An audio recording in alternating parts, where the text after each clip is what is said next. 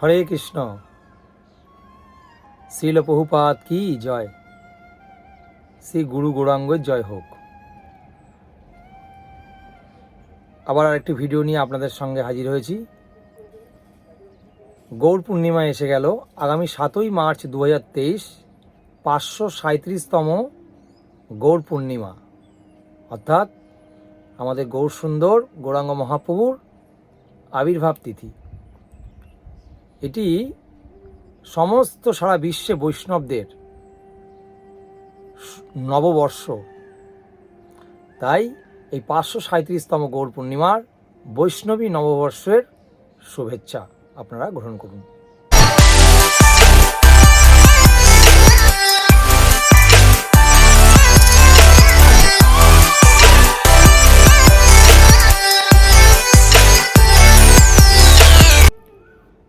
এই গৌর পূর্ণিমা পালন করা প্রতিটা মানুষেরই খুব গুরুত্বপূর্ণ।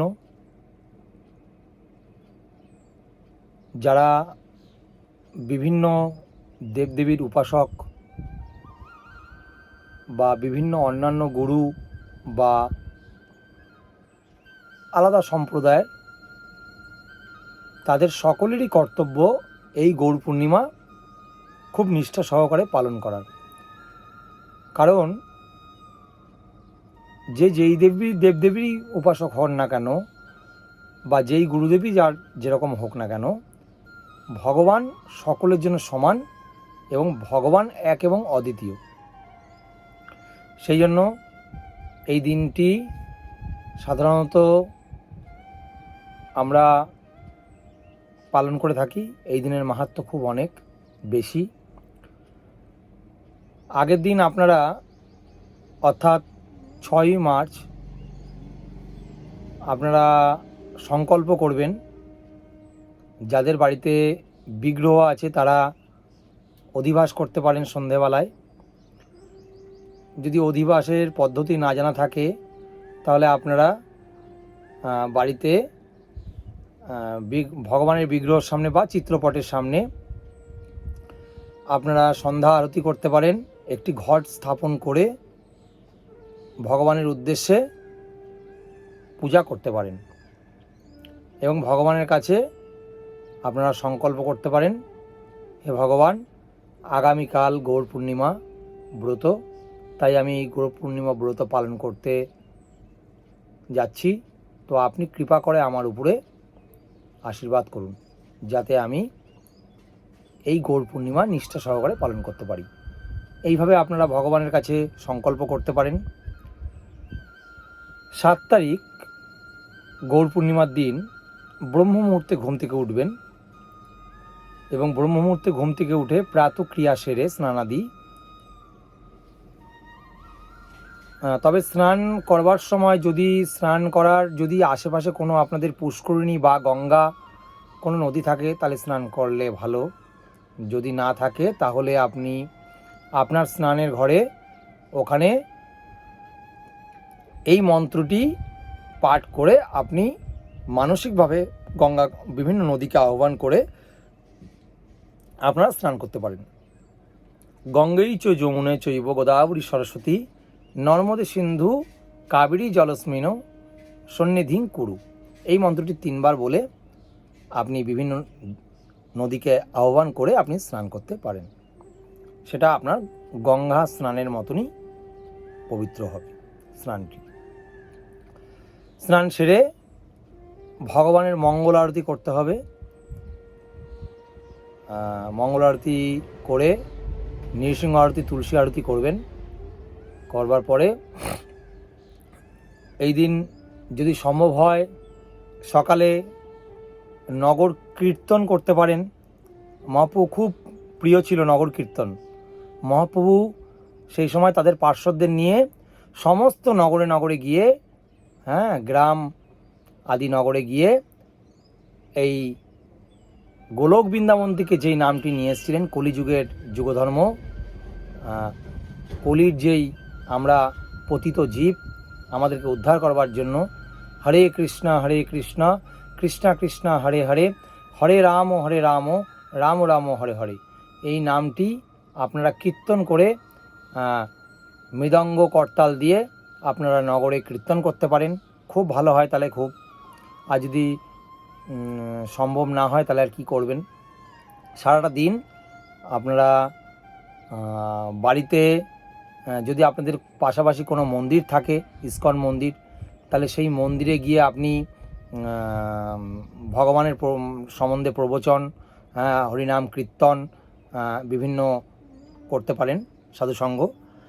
আর এই দিনটি সাধারণত চৈতন্য চরিতামৃত থেকে ভগবানের বাল্যলীলা সম্বন্ধে শ্রবণ করতে পারেন, পড়তে পারেন, এবং বিভিন্ন মন্দিরে বা সেখানে চৈতন্য মহাপ্রভুর বিভিন্ন নাটক, চৈতন্য মহাপ্রভুর ড্রয়িং আঁকা, মহাপ্রভুর সম্বন্ধীয়, তারপরে মহাপ্রভুর লীলা বিভিন্ন, এই সমস্ত আপনারা আলোচনা বা শ্রবণ করতে পারেন। অর্থাৎ সারাটা দিন চৈতন্য চেতনায় আমাদের অতিবাহিত করতে হবে, মূল কথা এটাই। এইভাবে আমরা ভগবানের চিন্তায় মনকে রাখতে পারি সারাদিন। এবং সারাদিন আমাদের উপোস থেকে সন্ধেবেলায় অভিষেক আমরা করতে পারি। তো আপনারা অভিষেক করতে পারেন দুধ, ঘি, দই, মধু, গোময়, গোচনা, ফলের রস, ডাবের জল, এই সমস্ত বস্তু দিয়ে আপনারা ভগবানকে সন্ধেবেলায় সূর্যাস্তের পরে আপনারা অভিষেক করতে পারেন। অনেকে প্রশ্ন করে যে মায়েরা তারা অভিষেক করতে পারবে কি না। অবশ্যই মায়েরা অভিষেক করতে পারবেন, তবে শুদ্ধ পরিষ্কার বস্ত্র স্নান করে পরে তারপরে আপনারা অভিষেক করতে পারবেন। বিধবা, সধবা, অবিবাহিত সব মাতাজিরাই অভিষেক ভগবানের করতে পারবেন। তবে যারা অভিষেক করতে পারবেন না, কোনো প্রভু বা মাতাজি, তারা মন খারাপ করবেন না। তারা ভগবানের মন্দিরে যে কোনো সেবাতেই, বৈষ্ণব সেবা, প্রসাদ, আপনার প্রসাদ সার্ভিসিংয়ের সেবা, অথবা কেউ ভগবানের মালা, সুন্দর মালা গাঁথা, বা বিভিন্ন রান্না করা, বা মন্দির অর্চন করা, বা যে কোনো আপনি মন্দিরের সেবায়, যে কোনো সেবায় থাকলেও এই অভিষেক দর্শন করতে যদি না পারেন বা অভিষেক যদি করতে না পারেন, এই সেবাটা কিন্তু ওই অভিষেক আর এই সেবার মধ্যে অভিন্ন, মানে ভগবানের একই আপনি ফল লাভ করবেন, করুণা লাভ, কৃপা লাভ করবেন ভগবানের। ঠিক আছে, তো সেই জন্য চিন্তার কোনো কারণ নেই, ওটাও ভগবানের সেবা। তো এইভাবে আপনি দিনটি অতিবাহিত করতে পারেন। আর পরের দিন অর্থাৎ যে আগের দিন ভগবানকে কিন্তু সমস্ত কিছুই ভোগ লাগানো যাবে, মানে অর্থাৎ গৌর পূর্ণিমার দিন যেমন আপনি অন্ন, ডাল, তরকারি, ব্যঞ্জন, পিঠে, পুলি, পায়েস, লাড্ডু, কেক, এগুলো সবই ভগবানকে অর্পণ করা যাবে। কিন্তু মনে রাখবেন, এগুলো কিন্তু প্রসাদ হিসাবে ওই দিন পাওয়া যাবে না, কারণ ওই দিন কিন্তু পঞ্চ রবিশস্য বর্জন, গৌর পূর্ণিমার দিন। এগুলো আপনি রেখে দেবেন। পরের দিন যেহেতু এটা ভগবান যেরকম, কৃষ্ণ যেরকম আবির্ভাব হয়েছিলেন, তখন নন্দ মহারাজা কৃষ্ণ আবির্ভাব হওয়ার জন্মাষ্টমীর পরের দিন কিন্তু সমস্ত গ্রামবাসীকে নিমন্ত্রণ করে তাদেরকে খাইয়েছিলেন।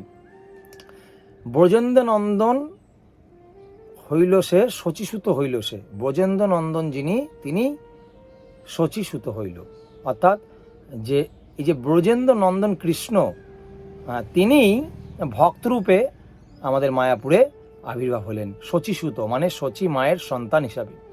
তেমনি জগন্নাথ মিশ্র মহাপ্রভুর পিতা, তিনি তার পরের দিন, এই গৌর পূর্ণিমার পরের দিন সমস্ত গ্রামবাসীকে তাদেরকে ডেকে তাদেরকে সেবা দিয়েছিলেন।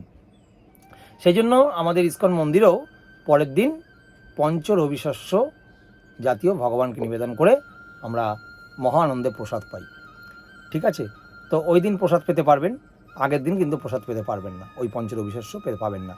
তবে সন্ধ্যাবেলায় আপনারা অভিষেক করবার পরে অনুকল্প প্রসাদ গ্রহণ করতে পারেন। অনুকল্প প্রসাদ মানে তো আপনারা জানেনই, যেগুলো একাদশীর দিন আহার করা যায়, সেই ধরনের প্রসাদ আপনারা কিন্তু গ্রহণ করতে পারেন। ঠিক আছে?